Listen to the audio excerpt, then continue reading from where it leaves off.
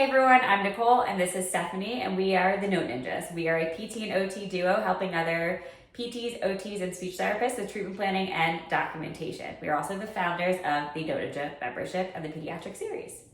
So today we want to talk to you about what to do when you don't know what to do with your patient. Maybe you're in a treatment rut, or maybe you've just kind of been doing the same things over and over again. Maybe you're feeling a little burnt out and you just don't really have a lot of inspiration. You don't know where to look. Well, here's a simple prompt that you could use with your patient and that we really should be using throughout our entire treatment planning. But ask your patient, what have you struggled with within the last 24 hours?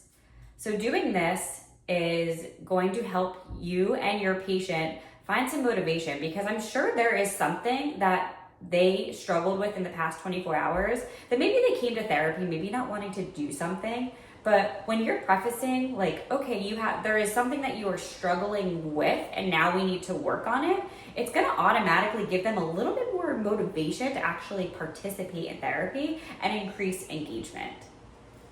You can always ask them too, if they're a little stuck, what they have coming up. What do you plan on doing this weekend? Or even what was your favorite activity of the week? And maybe you could find something they struggled with. Like say they went to the store with their grandkids, but they weren't able to lift everything or carry everything.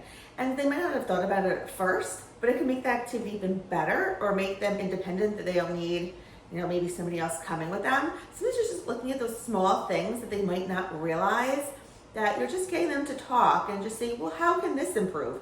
Maybe we can do something to make this better, make this stronger, and just really get the conversation going, because it helps them realize why it's important to come to therapy, and you're working on something they really want to get better.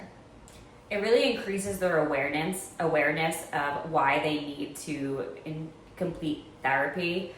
Maybe they get a better insight into their deficits, and we can go from there. We can work with them. I think it establishes a stronger bond too, and they really begin to trust you because they realize why they need to be there and how you can help them. And you can even just document that too. It's really showing you're working on the patient-centered goals, what your patient wants to get back into, especially if it ties to something that you already have. So put in your documentation about why you're working on leg strength because your patient wants to get back to walking in the community with their grandchildren, whatever it is. And then when you decide on the activity, what you did during the activity that made it skills, what kind of cues or assistance or guidance did you provide that made that a skilled activity? You weren't just walking. What were you doing during that walking that made it skilled and made them meet you? So if you need more engagement tips and documentation strategies and examples, make sure to keep following along the Note Ninjas and subscribe to our channel.